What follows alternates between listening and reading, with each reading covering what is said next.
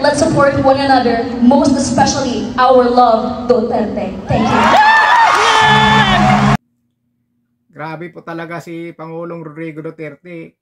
Kahit saang okasyon po, Duterte po ang sigaw. Biruin nyo po, beauty pageant, pero akala mo campaign rally ng mga Duterte. Duterte po ang sigaw kahit sa beauty pageant.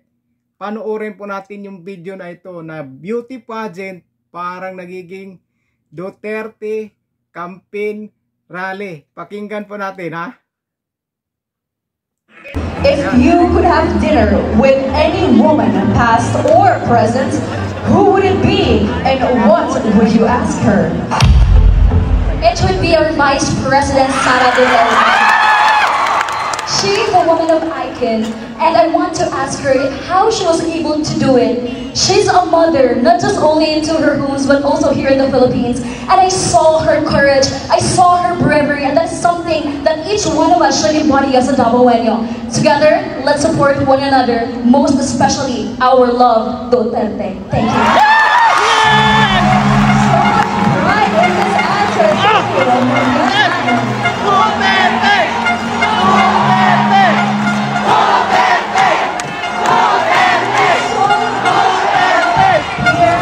O, di ba? Beauty pageant, pero ang sinisigaw ng tao, nasasali po talaga ang Duterteng pangalan o Duterteng sigaw. Kahit saan po, grabe po ang nagmamahal kay Pangulong Rodrigo Duterte. Hindi lang po yan dyan sa beauty pageant. Mayroon pa akong nakita. Ano bang tawag nun sa Pilipino? MMA fight yata yon, yung martial art. Papanood ko sa inyo na ang sigaw din po ay Duterte. Duterte din po ang sigaw. Hindi ko lang masabi kung MMA fight ba ito dahil dito sa Pilipinas to, pero naisali pa rin yung pangalang Duterte. Yan po pa rin ang sinisigaw ng taong bayan. Pakinggan nyo to at panoorin din nyo ito. Sa may Marcos na, ano na sumbakan?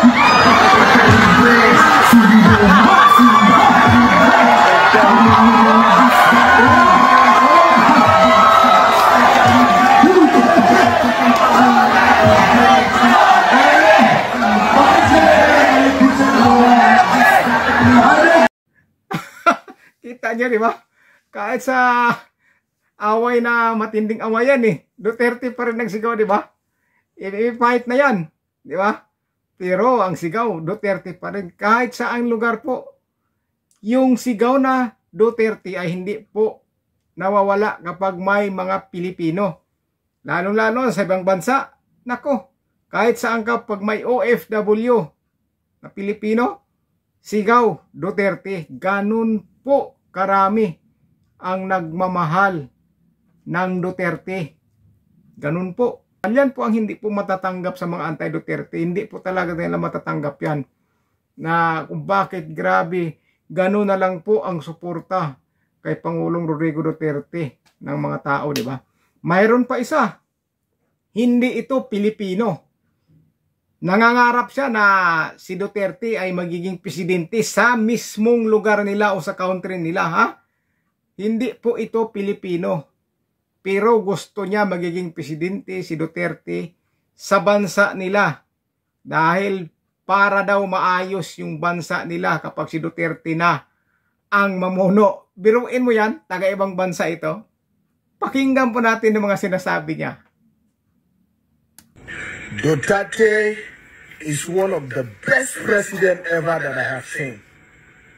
One of the most best president ever.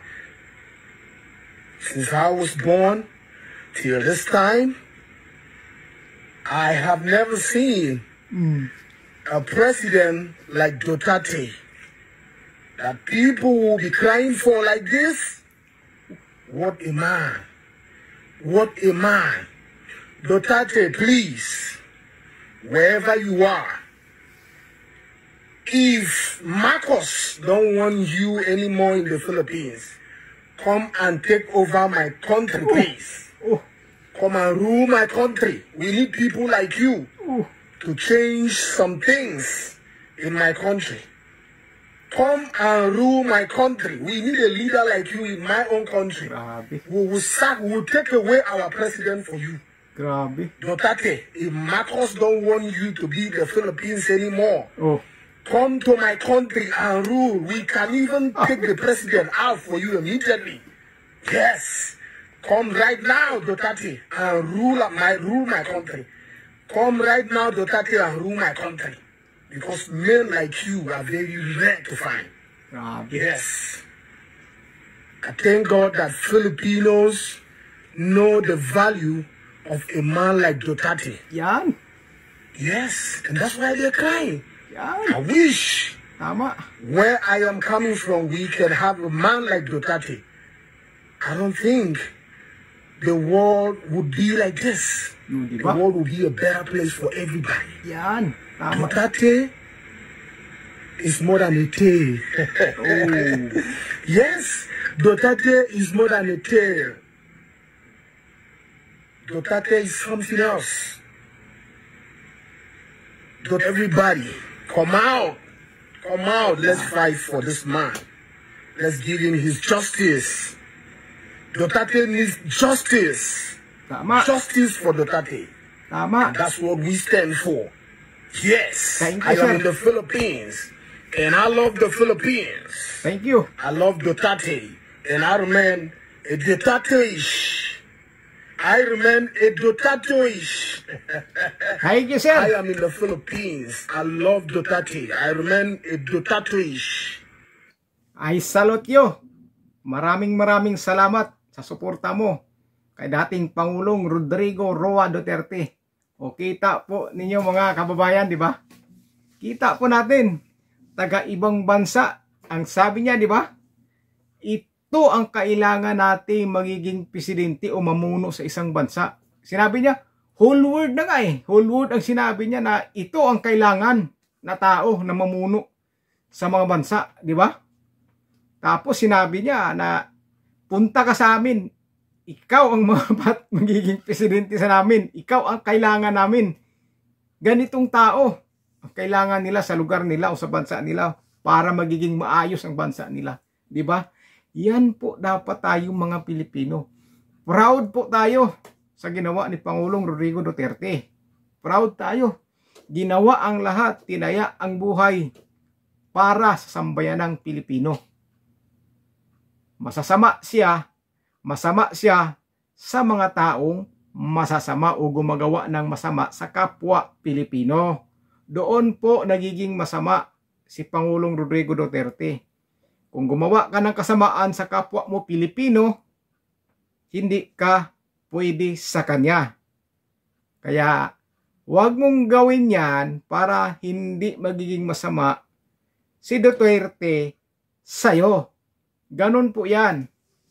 Lahat peace kung hindi ka gagawa ng masama. Ganon. Napakaganda po yung mensahe ng mamang iyon. Di ba? Proud na rin tayo mga Pilipino na biruin mo.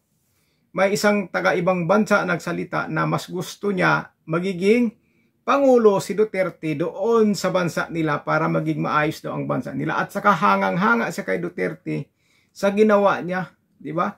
Ganon katapang si Pangulong Rodrigo Duterte sa paningin niya, di ba? Na tama po ang ginawa ni Pangulong Rodrigo Duterte. Kita naman po natin ngayon, kahit saang sulok sa Pilipinas, saan sulok sa mundo kapag may Pilipino, ang sigaw ay Duterte.